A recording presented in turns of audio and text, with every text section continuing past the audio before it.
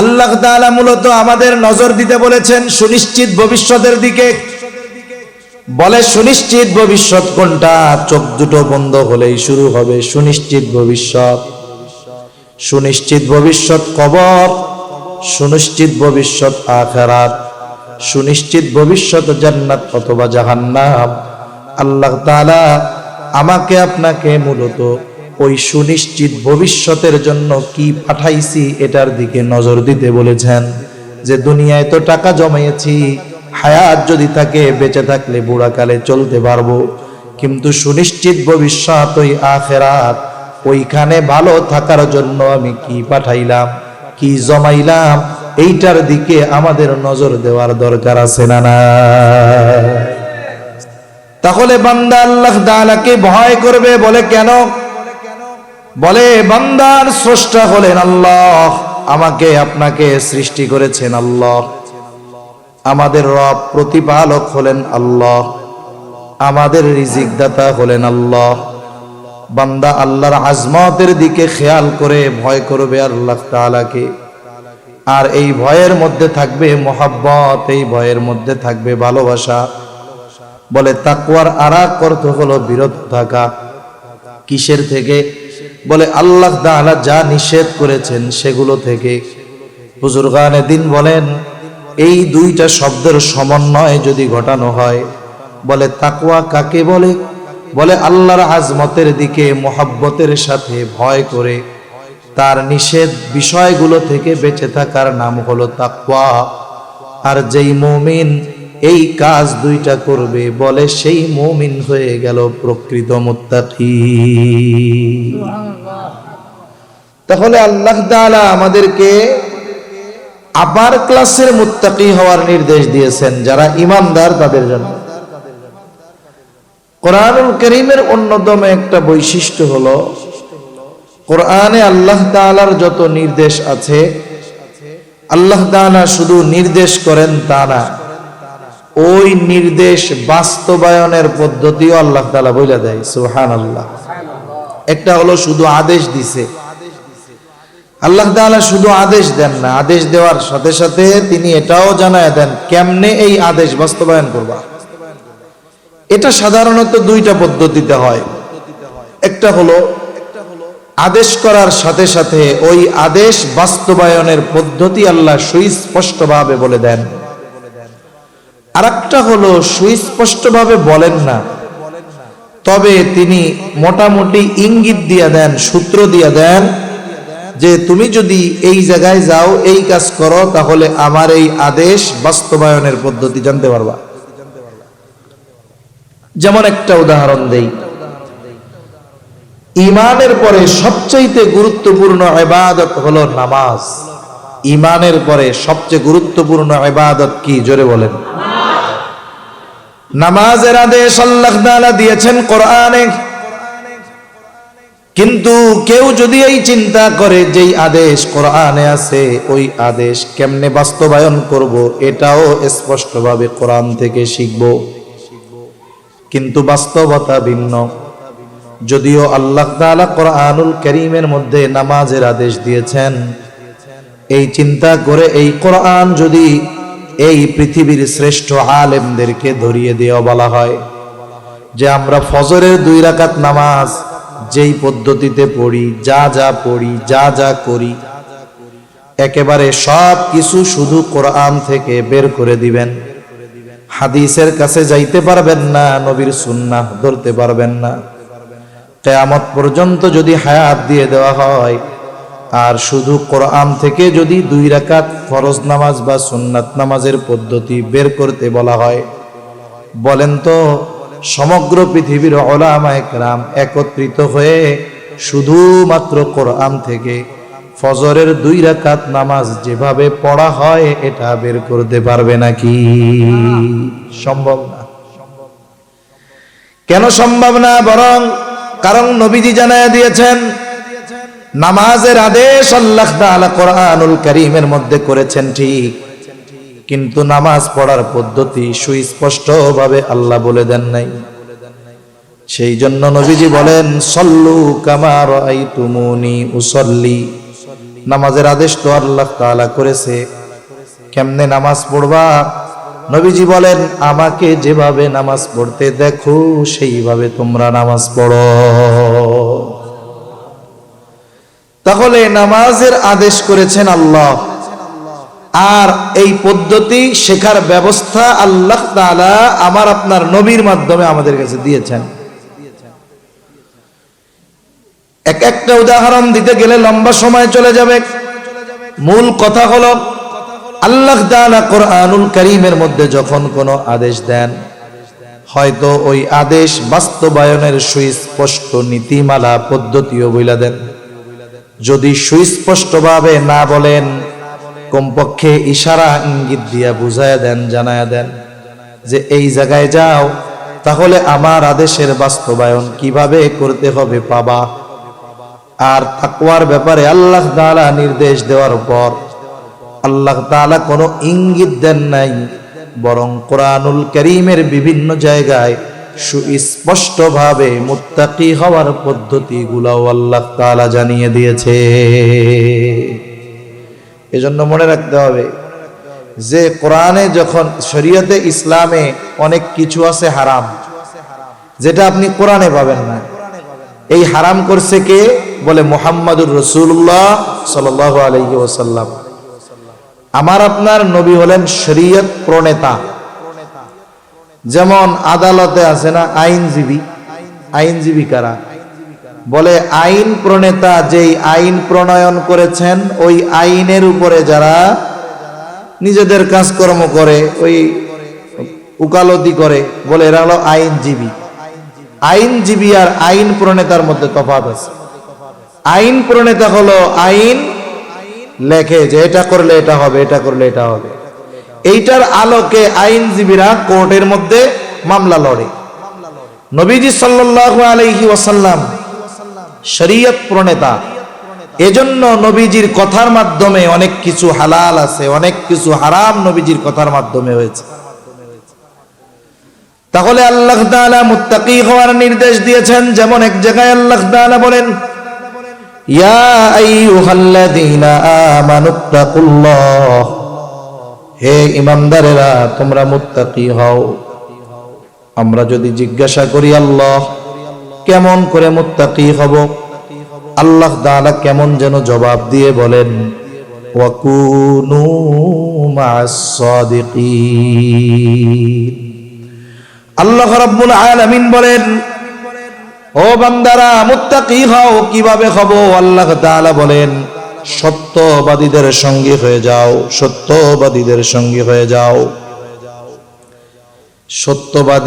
সত্যবাদিতা এমন একটা গুণ, বুজুর্গানে দিন বলেন, যেই ব্যক্তি আসলেও সত্যবাদিতার গুণে গুণান্বিত হতে পারে, বাকি সমস্ত ভালো গুণ তার মধ্যে পাওয়া যায়। আল্লাহ তাআলা তো আবেদিন বলেন নাই, যাকিরিন বলেন নাই যে ইবাদত করনে ওয়ালাদের সঙ্গী হয়ে যাও, জিকির করনে ওয়ালাদের সঙ্গী হয়ে যাও। আল্লাহ তাআলা বলেছেন সাদিকিনদের সঙ্গী হয়ে যাও। তার মানে কি? তার মানে বুজুর্গানে দিন বলেন যে এই গুণটা হলো এমন এক গুণ, এই গুণ যে পরিপূর্ণ অর্জন করে তার মধ্যে বাকি সমস্ত গুণ এমনিতেই উপস্থিত থাকে। এটা গল্প কই, তাইলে কথাটা বুঝতে আর একটু সহজ হবে। আগের আমলে মানুষজন কোনো মতে ম্যাট্রিক আইয়া পাশ করলে মনে করত এই ব্যক্তি অনেক শিক্ষিত। ম্যাট্রিক আইয়া পাশকে অনেক উচ্চ শিক্ষা সাধারণত গ্রামের মানুষ আগে মনে করত। 2-4 গ্রাম ঘুরা অনেক সময় একটা দুইটা ম্যাট্রিক আইয়া পাশ পাওয়া যেত না। যদি কোনো গ্রামে এমন হইতো 3টা লেটার নিয়ে ম্যাট্রিক পাস করছে, 5 গ্রাম দূর থেকে ওরে দেখতে যাইতো যে কে রে 3টা লেটার পাইয়া ম্যাট্রিক পাস করছে।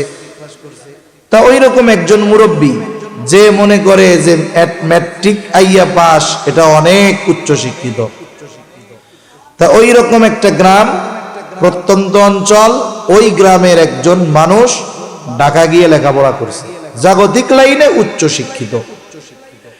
এখন সে মোটামুটি অনার্স মাস্টার্স কমপ্লিট করছে, পিএইচডি করতেছে, সাথে সাথে মনে করেন আবার বিসিএস পরীক্ষা দিয়ে উত্তীর্ণ হয়ে বড় সরকারি চাকরি করতেছে। তার মানে মোটামুটি বাংলাদেশের জাগতিক লাইনের সর্বোচ্চ শিক্ষিতদের একজন, ডক্টরেট করে ফেলছে। ওই লোকটা গ্রামে আসছে, আশেপাশের 2-4 গ্রামের লোকজন দেখতে আসছে যে এইরকম এলাকায় অনেক বড় উচ্চ শিক্ষিত মানুষ, তারে না দেখতে গেলে হয়? অনেক মানুষ দেখতে আসছে। সাথে সাথে ওই রকম একজন মুরব্বীও এসেছেন, যিনি মনে করেন যে ম্যাট্রিক পাশ করলে এই বেটা অনেক শিক্ষিত। সবাই দেখতে আসছে, দেখে কথা বলে সবাই চলে গেছে। এখন ওই মুরব্বী দাঁড়িয়ে আছে। তা মুরব্বী এইবার লোকটাকে জিজ্ঞাসা করতেছে, বাবা, সকলের কাছে শুনলাম তুমি অনেক বড় শিক্ষিত মানুষ, অনেক লেখাপড়া করছো, তা তুমি কি কি লেখাপড়া করছো বাজার? তা উনি বলতেছে যে আমি ঢাকা ইউনিভার্সিটি থেকে অনার্স করছি, মাস্টার্স করছি, বিসিএস দিয়েছি, পিএইচডি করেছি অমুক বিষয়ের উপরে, এইগুলো সব শেষ করছি। তা মুরব্বী মানুষ কি বুঝে? ম্যাট্রিক পাস করলে বড় শিক্ষিত। এখন ম্যাট্রিক পাসের কথা তো আর কয় নাই। এখন মুরব্বী জিজ্ঞাসা করে, বুঝলাম এত লেখাপড়া করছো, তা বাজান তুমি কি আইএ পাস করছিলা বাজান? কথা বুঝেন নাই মনে হয়। এখন মুরব্বী মনে করছে কি আইএ পাস অনেক পাস, এত কথা কইলো, আইএ পাসের কথা তো কইলো না, কেমন বড় শিক্ষিত হইল? বলেন তো, যে অনার্স করতে চায় তাকে তো অবশ্যই আগে আইএ পাস করতে হবে, এইচএসসি পাস করতে হবে। মনে করেন একজন জিজ্ঞাসা করছে এক আলেমকে, আপনার নাম কি? বলতেছে আমার নাম মুফতি আব্দুল্লাহ। কথার কথা। এখন সে জিজ্ঞেস করে, আপনি মুফতি বুঝলাম ভাই, আপনি কি মৌলানা হয়েছিলেন নাকি? এখন বলেন তো, যেই লোক মাওলানা হয় নাই, দাওরা পাস করে নাই, সে কি মুফতি হইতে পারবে? ইফতা পড়ার যোগ্যতাই তো তার হয় নাই। তার মানে দেখেন, কেউ যদি বলে আমি মাস্টার্স কমপ্লিট করছি, তাহলে সে অনার্স কমপ্লিট করা, সে এইচএসসি পাস করা, সে এসএসসি পাস করা, সে জেএসসি পাস করা, সে পিএসসি পাস করা। তার মানে বোঝা গেল কি আগের সবগুলা তার মধ্যে আছে, এই জন্যই মাস্টার্স সে পাস করতে পারছে। অনুরূপভাবে সাদিকিন, সত্যবাদীদের সঙ্গী হও। আরে সত্যবাদী তো সেই হতে পারে বলে বাকি ভালো গুণগুলো যার মধ্যে আছে। আল্লাহ রাব্বুল আলামিন এই জায়গায় সাদিকিনদের সঙ্গী হওয়ার কথা বললেন, সাথে সাথে আরেকটা বিষয়ের দিকে খেয়াল রাখা, এটা হলো সোহবত, সঙ্গ, সংস্পর্শ, সাথে থাকা। এই যে ভালো মানুষের সাথে থাকার দ্বারা কি হয়? বলে ভালো গুণ তার মধ্যে আসে। আপনি আমি যদি আমাদের জ্ঞানকে, আমাদের চরিত্রকে উন্নত করতে চাই, বলে কি করতে হবে? আমার স্তর হলো এই জায়গায় ভালোর স্তর। আমাকে আমার চাইতে যে ভালো তার সঙ্গ যদি গ্রহণ করি, তাহলে আমার মধ্যে ভালো গুণ বাড়বে নাকি কমবে? আবার আমি ভালো এতটুক, কিন্তু আমার বন্ধু বান্ধবগুলো খারাপ, মানে নিচে। এখন আমি যত ভালো হই, খারাপগুলার সাথে যদি মিশি, বলেন তো আমি আগের চাইতে ভালো হব না খারাপ হব? তাহলে বোঝা গেল সঙ্গের একটা প্রভাব আছে, সোহবতের প্রভাব আছে। গ্রামের ভাষায় বলে সঙ্গ দোষে লোহাও ভাসে। আমি আপনি যদি এই সমস্ত ভালো মানুষগুলার সাথে সঙ্গী হই, সময় দেই, তাহলে তাদের মধ্য থেকে ভালো গুণগুলো আমার আপনার মধ্যে আসবে। মনে রাখতে হবে, চুম্বকের একটা আকর্ষণ শক্তি আছে, সে আরেকটা লোহাকে আকর্ষণ করতে পারে। চুম্বকের চাইতে তুলনামূলকভাবে শক্ত হলো লোহা। লোহা যত শক্ত হোক না কেন, লোহার মধ্যে অন্য আরেকটা লোহাকে আকর্ষণ করার ক্ষমতা নাই। কিন্তু এই লোহা যদি নিজের শক্তির অহংকার না করে, তার চাইতে একটু দুর্বল, কিন্তু আকর্ষণ করার শক্তি আছে। ওই চুম্বকের সাথে 10-15 দিন লাইগা থাকে। বাড়িতে গিয়া খেয়াল করবেন, অনেক ছোট ছোট চুম্বক ঘরে থাকে, ওর সাথে ছোট লোহার টুকরা 2-1টা লাগায় রাখবেন। 15-20 দিন পরে যখন ওটা টান দিয়ে খুলবেন, লোহা যখন আরেকটা লোহার দিকে ধরা হবে, চুম্বকের সাথে থাকার কারণে ওই লোহার মধ্যেও আকর্ষণ করার কিছু যোগ্যতা চলে আসবে। এজন্য এই সুহবত, সংস্পর্শ, সঙ্গ এটা জীবনে সব জায়গায় দরকার। যেমন দেখেন না, অনেকের ভালো সন্তান খারাপ মানুষের সাথে মেশার কারণে, বন্ধু খারাপ হওয়ার কারণে ছেলে খারাপ হয়ে যায়। এজন্য একেবারে জীবনের শুরু থেকে নিয়ে বাচ্চা কাচ্চা যখন 6-7 বছর বয়স হয়, আস্তে আস্তে মা বাবার থেকে দূরে সরা শুরু করে। এটা সৃষ্টিগতভাবে আল্লাহ রেখে দিয়েছেন। এ সরবেই, আপনার ভালো লাগলেও সরবে, না লাগলেও সরবে। কিন্তু তখন আমার আপনার দায়িত্ব কি? যে ছেলে তো এখন সঙ্গী নির্বাচন করবে খেলার জন্য, চলার জন্য। আপনার আমার দায়িত্ব কি? বলে ওর সঙ্গীটা ভালো কিনা এটা যাচাই বাছাই করা, ওকে একটা ভালো সঙ্গীর সাথে জুড়িয়ে দেওয়া, ওর চেয়ে যে ভালো তার সাথে বন্ধুত্ব করায় দেওয়া। তাহলে কি হবে? ছেলেটা আস্তে আস্তে ভালো সঙ্গীর কারণে ওর মধ্যে ভালো গুণ আসবে। আর যদি বন্ধু খারাপ হয়, মোবাইল দেখাওয়ালা হয়, টেলিভিশন দেখাওয়ালা হয়, আস্তে আস্তে সন্তানের মধ্যে ওর খারাপ গুণগুলো চলে আসতে থাকবে। জীবনের প্রত্যেক ক্ষেত্রে সঙ্গর দরকার। আর মুত্তাকি হওয়ার জন্য এই গুণে গুণান্বিত মানুষের সাথে থাকা দরকার, সঙ্গ দেওয়া দরকার। আমি আপনি আমার আপনার কর্মস্থলে ওই রকম বন্ধু নির্বাচন করার দরকার। প্রতিষ্ঠান লেখাপড়া করি, ভালো সঙ্গী নির্বাচন করা দরকার। সাথে সাথে একজন আহলুল্লাহ বুজুর্গের হাতে নিজেকে সুপার্দ করে দেওয়া দরকার। যেই মুত্তাকি বান্দা, যেই সাদেক বান্দা আমাকে আপনাকেও তার মতো করে গড়ে তোলার যোগ্যতা রাখে,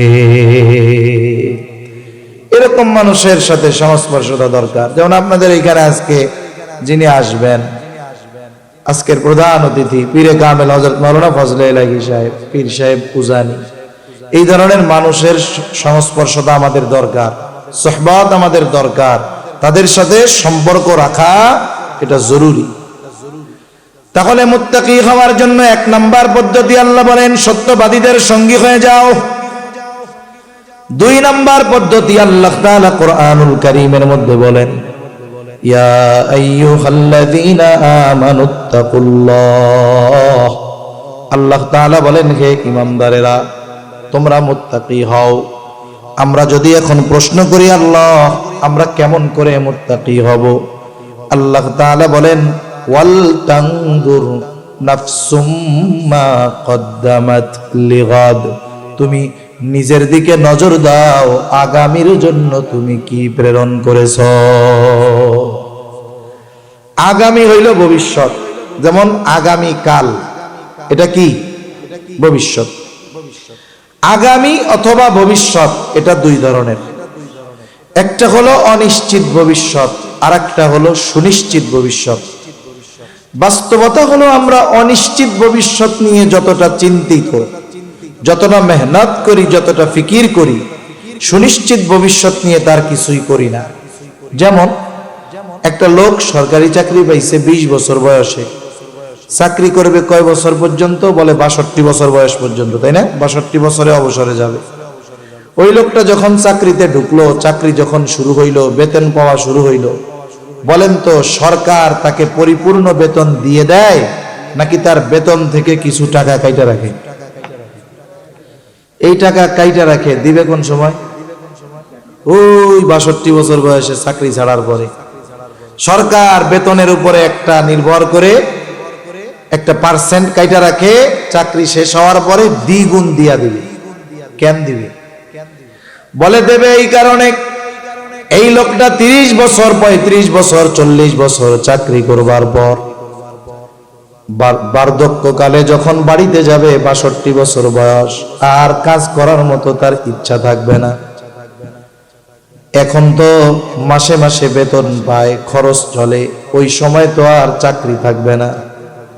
সরকার কেমন যেন ওকে বলে চিন্তা কইরো না, এখন তোমার বেতন থেকে অল্প অল্প কইরা কাইটা রাখতাছি, ওই যে ভবিষ্যতে যখন চাকরি থাকবে না, চাকরি যখন ছাড়বা ওই সময়গুলো যেন চলতে পারো, এই জন্য যা কাইটা রাখবো সেইটার দ্বিগুণ পরিমাণ তোমারে ফেরত দিয়া দিব।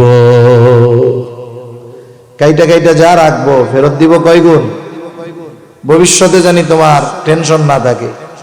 আবার সে নিজেও চিন্তা করে সব টাকা তো আমার লাগে না, আমিও কিছু জমাই, যেন বুড়াকালে বাড়ি গিয়া বসে বসে খেতে পারি। তাহলে এই লোকটা যে টাকা জমাচ্ছে ভবিষ্যতের জন্য, কিসের জন্য?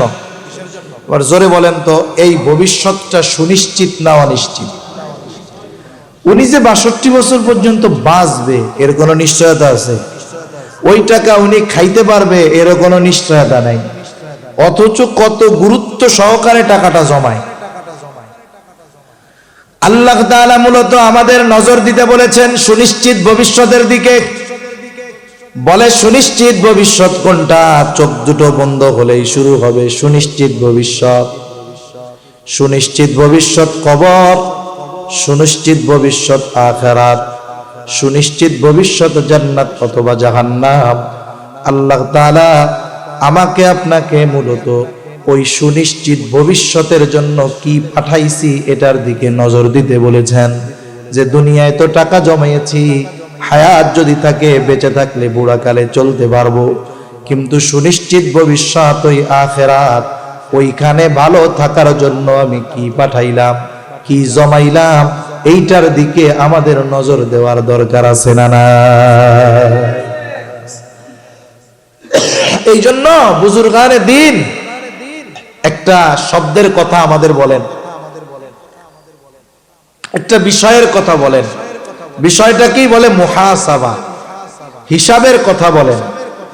টাকা পয়সার হিসাব না, টাকা পয়সার হিসাব তো মানুষ বহুত করে। এই হিসাব হলো নিজের একটা হিসাব। যেমন আপনাদের আশেপাশে অনেক বড় বড় বাজার, বড় বাজারে বড় বড় ব্যবসায়ী আছে। সব ব্যবসায়ী একদিনেই হুট কইরা বড় ব্যবসায়ী হয়ে যায় না। দেখা যাবে অনেক ব্যবসায়ী আছে ব্যবসা শুরু করেছে 3000 টাকা পুঁজি নিয়ে, কিন্তু এই ব্যক্তির অধ্যবসায়, এই ব্যক্তির ব্যবসার নীতিমালা, সততা একটা সময় তাকে 3000 টাকার পুঁজি থেকে 3 কোটি টাকার মূলধনের মালিক আল্লাহ বানায় দিছে। ঠিক কিনা বলে? সফল ব্যবসায়ীদের কিছু গুণ আছে যেগুলো তারা প্রতিনিয়ত ফলো করে, খেয়াল করে। বলে গুণগুলো কি? গুণগুলোর মধ্যে অন্যতম গুণ হলো, যখন বাজারে সব দোকান বন্ধ হয়ে যায়, তারাও দোকানের শাটার নামায় দেয়।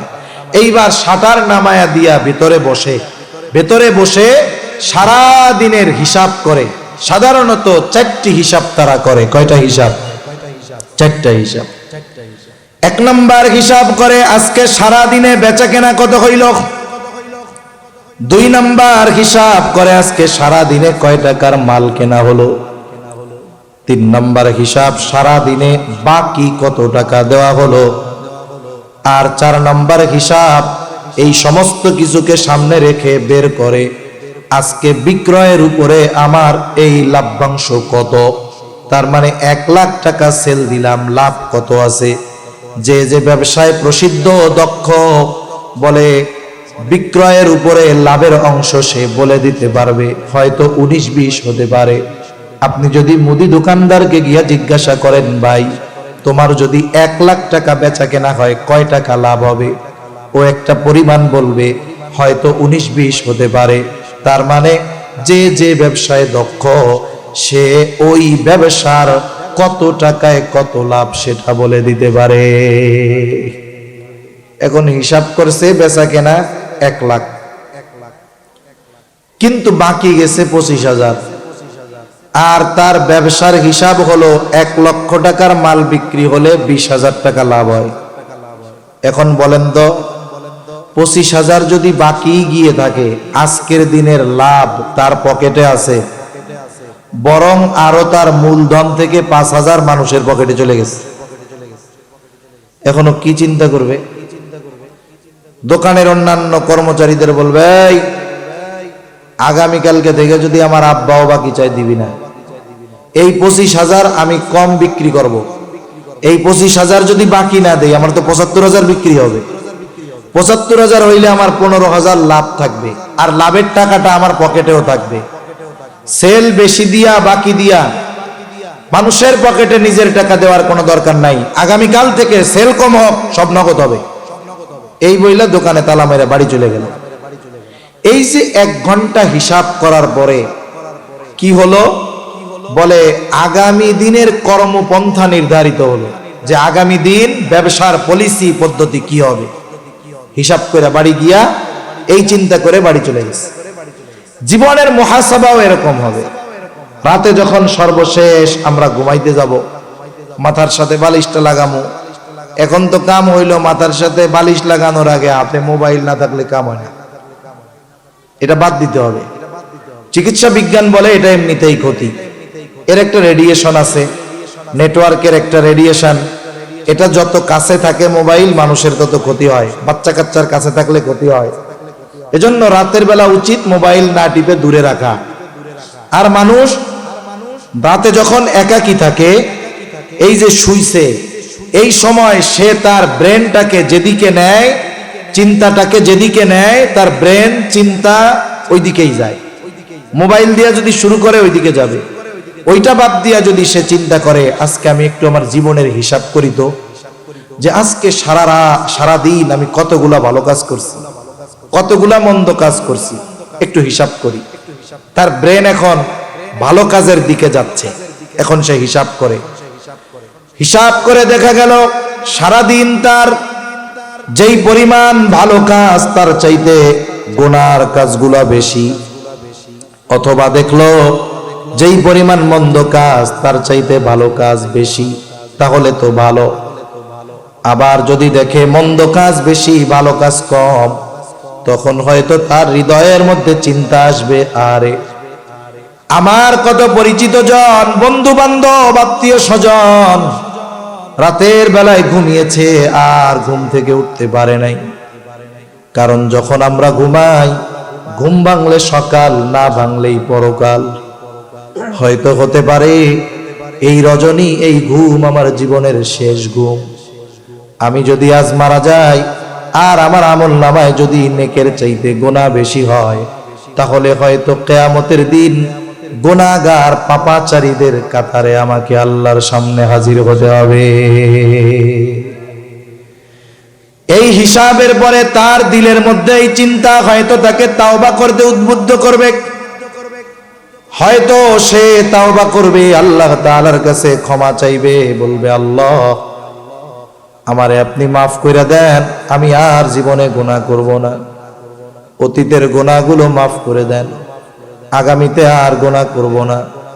এই যে একনিষ্ঠ তাওবা, তাওবা শুধু আস্তাগফিরুল্লাহ পড়ার নাম না।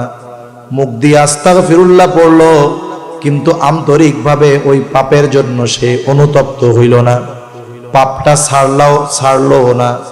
আবার পাপ না করার ব্যাপারে দৃঢ় প্রতিজ্ঞাবদ্ধ হইল না। শুধু মুখ দিয়া আস্তাগফিরুল্লাহ পড়লে ওই ধরনের মানুষের তাওবা আল্লাহর কাছে কবুল হবে না। তাওবার জন্য গুনাহ ছাড়তে হবে, না করার ব্যাপারে দৃঢ় প্রতিজ্ঞাবদ্ধ হতে হবে, অতীতে যে করছে এটার ব্যাপারে লজ্জিত হতে হবে। আর যদি বান্দার হক সম্পৃক্ত থাকে, তাহলে বান্দার হক আদায় করতে হবে। এইভাবে যদি সে করে, তাহলে আস্তাগফিরুল্লাহ যদি মুখ দিয়া নাও কয়, অন্তরের খবর আল্লাহ জানে কি জানে না। এই যে রাতের বেলা একনিষ্ঠ চিত্তে আল্লাহর কাছে বলল, আশা করা যায় আল্লাহ তারে মাফ করে দিবে। আল্লাহ না করুক, ওই রাতটা যদি তার জীবনের শেষ রাত হয়ে যায়, ওর চেয়ে সৌভাগ্যবান আর কে আছে? দেখা যাবে ওই ব্যক্তি কিয়ামতের দিন আমল নামায় গুনাহবিহীন, নেকিতে ভরপুর আমল নামা নিয়ে আল্লাহর সামনে হাজির হবে। ঠিক কিনা বলেন? আজান হইতেছে বাইরে, আমি আর বেশি সময় নিব না, যেহেতু ওনাদের তো 7:15-তে নামাজ শুরু হবে, তাই না? আমরা যদি 7:15-তে শেষ করে দেই, তাহলে ওনাদের নামাজে আর বিঘ্ন ঘটবে না। সুন্দরভাবে আপনারাও এরপরে নামাজ পড়বেন, এরপরেও ধারাবাহিকভাবে বুজুর্গানে দিন ওলামায়ে কেরাম আলোচনা করবেন।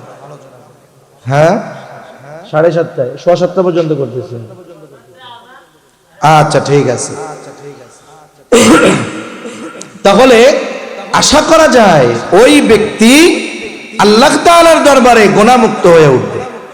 এজন্য বলেন, খালি ব্যাংকের টাকা পয়সার হিসাব করলে হইব? পোলায় বিদেশে তুন কটিংয়ে পাঠাইছে, এটি হিসাব করলে হইব? নিজের জীবনের হিসাবও করতে হবে যে আমি আখিরাতের জন্য কি পাঠাইলাম। এই চিন্তা, এই ভয় যার মধ্যে থাকে, এই লোকগুলো পাপ করতে পারে না, এই লোকগুলো গুনাহ করতে পারে না। বলেন তো, এই পৃথিবীর এমন কোন জায়গা আছে নাকি যেই জায়গায় গিয়ে আমি আপনি যদি কোনো গুনাহ করি, আল্লাহ তাআলা দেখবে না, এমন কোন জায়গা আছে? আল্লাহ তাআলা বলেন ওয়ালাকাদ খালাকনাল ইনসানা ওয়া না'লামু মা তুওয়াসওয়িসু বিহি নাফসুহু ওয়া নাহনু আকরাবু ইলাইহি মিন হাবলিল ওয়ারিদ। আল্লাহ তাআলা বলেন আমি মানুষ সৃষ্টি করেছি, শুধু তাই না, ওয়া না'লামু মা তুওয়াসওয়িসু বিহি নাফসুহু, বলে কোন জিনিস তার অন্তরের মধ্যে ওয়াসওয়াসা দেয় এটাও আমি জানি। দুনিয়ায় এখন চিকিৎসা বিজ্ঞান অনেক উন্নত, আমি আপনি অসুস্থ হই নাই, তবে আমার কোনো অঙ্গ প্রত্যঙ্গ অচিরেই অসুস্থ হতে পারে কিনা এটা যদি জানতে চাই, আমাকে আপনাকে মেশিনের মধ্যে ভরে দেওয়া হবে, রিপোর্ট বের হবে যে আপনার কিডনি 75% ভালো আছে, হার্ট এত % ভালো আছে, ব্লক নাই, আপনার অন্যান্য অর্গান লিভার এতটুকু ভালো আছে, চর্বি জমতেছে এই পরিমাণ, ফ্যাট জমছে। তার মানে দেখেন অসুস্থ হওয়ার আগে আমি আপনি খোঁজ খবর পাইতে পারি যে অসুস্থ হব কিনা। কিন্তু বলেন তো দুনিয়ায় এমন কোন মেশিন আবিষ্কার হয়েছে কিনা যেই মেশিনের মধ্যে আমাকে আপনাকে যদি ভরে দেওয়া হয় আমার অন্তরে কি কথা আছে সেইটা প্রিন্ট হয়ে বের হয়ে আসবে? আসেনি মেশিন। কিন্তু আল্লাহ তাআলা বলে বান্দা কোন জিনিস তোমার অন্তরের মধ্যে ওয়াসওয়াসা দেয় দুনিয়ার কেউ না জানলেও আমি আল্লাহ জানি। জিজ্ঞাসা যদি করি আল্লাহ আপনি কেমনে জানেন? আল্লাহ তাআলা বলেন ওয়া নাহনু আকরাবু ইলাইহি মিন হাবলিল ওয়ারিদ। আল্লাহ তাআলা বলে বান্দা আমি তোমার শাহরগের চাইতেও অধিক নিকটে। তার মানে বুজুর্গানে দিন বলেন আমি আপনি আমার আপনার যত কাছে তার চাইতে বেশি কাছে যিনি তিনি কে? ফাঁকি দেওয়ার উপায় নাই। হযরত লোকমান নাম শুনছেন না? হযরত লোকমানের প্রজ্ঞাবান একজন ব্যক্তি, প্রজ্ঞাবান একজন ব্যক্তি। তিনি তার ছেলেকে অনেকগুলো উপদেশ দিয়েছেন। উপদেশগুলো আল্লাহ তাআলার কাছে খুব পছন্দ হয়েছে। হযরত লোকমান কোন সময় দুনিয়ায় ছিলেন? উনি দাউদ আলাইহিস সালাম নবুয়ত পাওয়ার আগ পর্যন্ত মাসলা মাসাইল বর্ণনা করতেন। দাউদ আলাইহিস সালাম নবুয়ত পাওয়ার পর উনি আর মাসলা মাসাইল বর্ণনা করেন নাই। তার মানে ওনার সময়কাল দাউদ আলাইহিস সালামের আগে।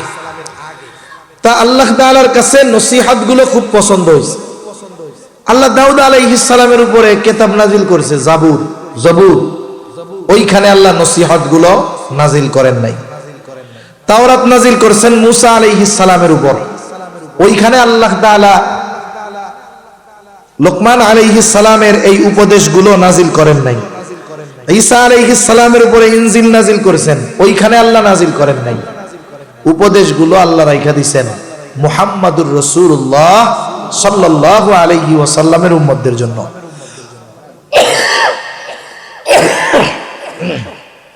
আল্লাহ তাআলা লোকমান নামে একটা সূরাও নাজিল করেছেন, আর ওই সূরার মধ্যে আল্লাহ তাআলা হযরত লোকমানের সন্তানকে করা নসিহতগুলো বর্ণনা করেছেন। নসিহতগুলোর মধ্যে একটা নসিহত, ইয়া বুনাইয়া ইন্নাহা ইন তাকু মিসকালা হাববাতিন মিন খারদালিন ফাতাকুন ফি সখরাতিন আও ফিস সামাওয়াতি আও ফিল আরদি ইয়াতি বিহাল্লাহ। হযরত লোকমান তার সন্তানকে বলে ও আমার বৎস তোমার ওই আমলটা, সেই আমল হোক ভালো হোক মন্দ, যেই আমলটা তুমি করেছো ফাতাকুন ফি সখরা, ওই আমলটা যদি তুমি কোনো পাথরের মধ্যেও করো,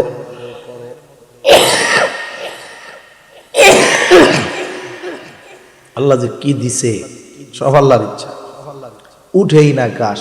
কি যে কষ্ট হয় কথা বলতে, 1 ঘন্টা কথা বললে মনে হয় 7 ঘন্টার কথা বলার কষ্ট হয়। কথা বলতে বলতে মাজা, পেট, জোরে বলা হয় কাশি, ব্যথা হয়ে গেছে, ওই ব্যথার থেকে জ্বর আসে। ওই যে নাপা খাইছি কিছুক্ষণ আগে, ওই ব্যথার জ্বর ছাড়ছে এই জন্য ঘামতেছি, আবার একটু গরম পানি খেয়েছি এই জন্য। তা বলতেছে তুমি যেই আমলটা করেছো, ইয়া বুনাইয়া ইন্নাহা ইন তাকু মিসকালা হাববাতিন মিন খারদাল, তোমার ওই আমলটা যেটা তুমি করেছো সরিষা দানা পরিমাণ হোক, ফাতাকুম ফি সখরাহ, যদি তুমি ওই আমলটা কোনো পাথরের মধ্যেও করো, আও ফিস সামাওয়াত, আসমানেও যদি করো, আও ফিল আরদ, জমিনেও যদি করে থাকো, আমলটা কি পরিমাণ? বলে সরিষা দানা পরিমাণ, ছোট হোক আর এটা ভালো হোক আর মন্দ হোক, ইয়াতি বিহাল্লাহ, তোমার ওই আমলটাও যিনি হাজির করবেন তিনি কে? নবীজি বলেন যে কেউ যদি এমন পাথরের মধ্যে আমল করতে পারে, বলে কেমন পাথর?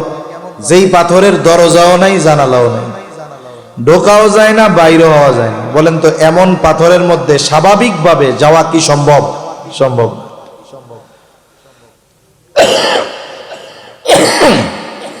ওই অসম্ভব জায়গায় যদি কেউ যাইয়া কোনো আমল করে, ওই আমলটা যদি সরিষা দানা পরিমাণ হয়, ওই আমলটাও কিয়ামতের দিন হাজির করবেন কে? আল্লাহ। কোন তো এই বিশ্বাস যার মধ্যে থাকবে, ও কি এই চিন্তা করবে নাকি যে আমি দরজা আটকে কম্বলের তলে গোনা করলে মনে হয় আল্লাহ দেখবে না? যে ওই বিশ্বাস করে যে আমার সরিষা দানা পরিমাণ আমলটাও আল্লাহ দেখতেছেন, হাজির করবেন, আমল সহ আমল করনেওয়ালাকে হাজির করা হবে, এই বিশ্বাস যার মধ্যে পরিপূর্ণভাবে থাকবে, ওই লোকটা মানুষের সামনে হোক, অগোচরে হোক, দিনে হোক, রাতে হোক, ঘরে হোক, ওর চরিত্র সব জায়গায় সমান হয়ে যাবে। ঠিক কিনা বলে? কারণ সে মানুষের ভয় করবে না, চিন্তা করবে আমি পাপ করতেছি, দেখেন কে? আল্লাহ।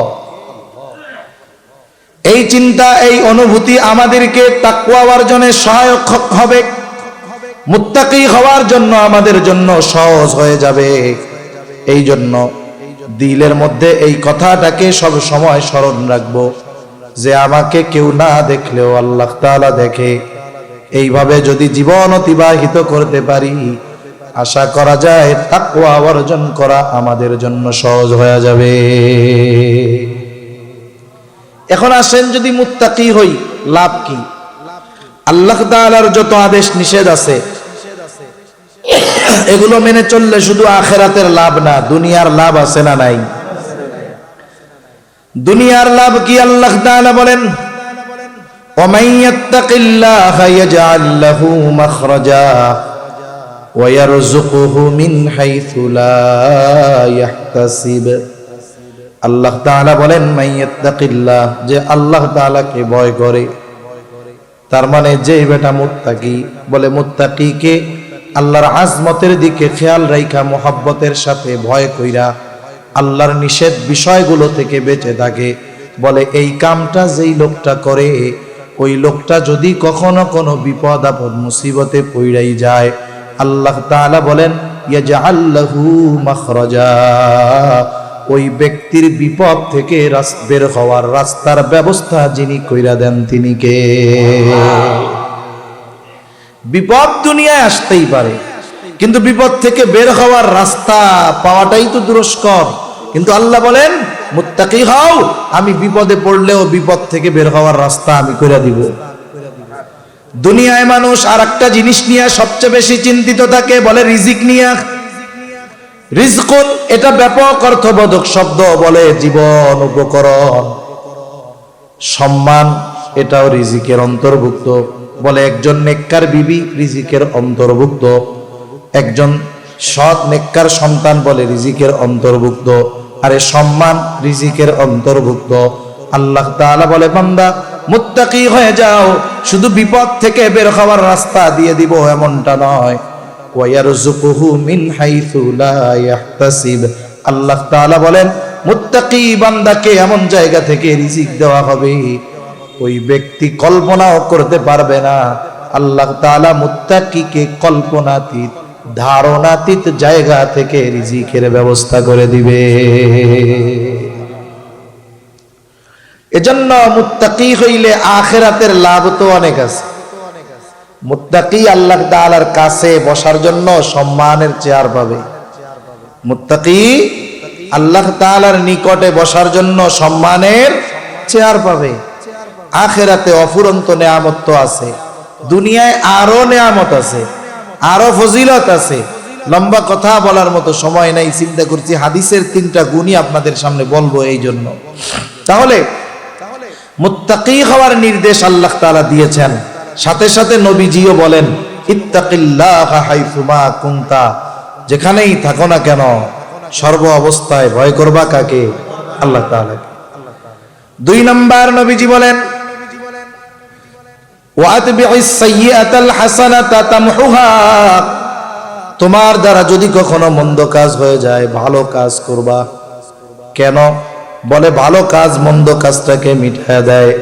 আল্লাহ তাআলাও বলেন ইন্নাল হাসানাতি ইউযহিবুনাস সাইয়্যাত, ভালো কাজ মন্দ কাজকে মিটায় দেয়। এই জন্য মন্দ কাজটা যতটুকু হবে ভালো কাজটা কমপক্ষে ততটুকু হইতে হবে। যেমন একজন কবিরা গুনাহ করছে, এটা মন্দ কাজ না? এখন কবিরা গুনাহ করলে তার ভালো কাজ কি? বলে তাওবা। ভালো কাজ কি? তাওবা। এখন একজন মানুষ মনে করেন সারা জীবন মানুষের হক মাইরা খাইছে, মানুষেরটা মাইরা খাইছে, এখন বুড়াকালে চিন্তা করে বাঁচবো আর কয়দিন, এক কাম করি হজ কইরা আসি। কারণ হজের ফজিলত হুজুররা বলছে যেই ব্যক্তি হজ করলো তার হজ যদি আল্লাহর কাছে কবুল হয়ে যায়, হজ্জে মাবরুর যদি নসিব হয়ে যায়, তাহলে তো তার অবস্থা কি? বলে রজাআ কায়াউমাই ওয়ালাদাতুহু উম্মু, সে কেমন যেন সদ্য ভূমিষ্ঠ শিশুর ন্যায় নিষ্পাপ হয়ে যায়। তাহলে এক কাম করি, অতীতে তো পাপ কম হয় নাই, আমি যাই হজ করে আসি। এবার হজ করে আসছে, 3 মাস পর পর ওমরা করতে যায়। মক্কা শরীফের পাশে 1000 দানার তসবিহ কিনতে পাওয়া যায়। চিন্তা করছে এই তসবিহ কিনা নিয়ে যাই, মসজিদের মধ্যে ঢুকমো আর বাইরে হবো না, সারাদিন শুধু আল্লাহর কাছে মাপ চামো আর আস্তাগফিরুল্লাহ আস্তাগফিরুল্লাহ পড়মু। বলেন তো এই লোক যদি 1000 বছর হায়াত পায়, আস্তাগফিরুল্লাহ পইড়াই কাটায়, বান্দার হক আদায় করে নাই, ওর যে পাপের কাজ, ওর বিপরীতে যেই ভালো কাজ ছিল সেটা কি করা হবে? ওর পাপ কি মাপ হবে? সেজন্য বুঝতে হবে পাপটা যেমন ভালো কাজটা তেমন হইতে হবে। যদি ওরকম হয় তাহলে কি হবে? তামহুহা, ওই মন্দ কাজটা তাইলেই মিটবে, নাইলে কিন্তু মিটবে না। 3 নাম্বার নবীজি বলেন ওয়া খালিকিন নাসা বিখুলুকিন হাসানিন, মানুষের সাথে সদাচরণ করা। এটা ব্যাপক অর্থবোধক বিষয়। সদাচরণ দ্বারা কোন বুজুর্গ বলেন যেখানে মানুষের হক উদ্দেশ্য, সমস্ত মানুষের কি উদ্দেশ্য? হক উদ্দেশ্য। যে যেরকম হক আমার আপনার কাছে পাও না সেরকম হক প্রদান করা। আর মানুষের সাথে ভালো আচরণ, এটাও মানুষের হক। প্রতিবেশীর সাথে ভালো আচরণ, প্রতিবেশীর হক। বাবা মার সাথে ভালো আচরণ, বাবা মার হক। এজন্য যে যেই রকম আচরণ আমার আপনার কাছে প্রাপ্য, ওই রকম আচরণ যদি আমি তার সাথে না করি তাহলে হক নষ্ট হবে।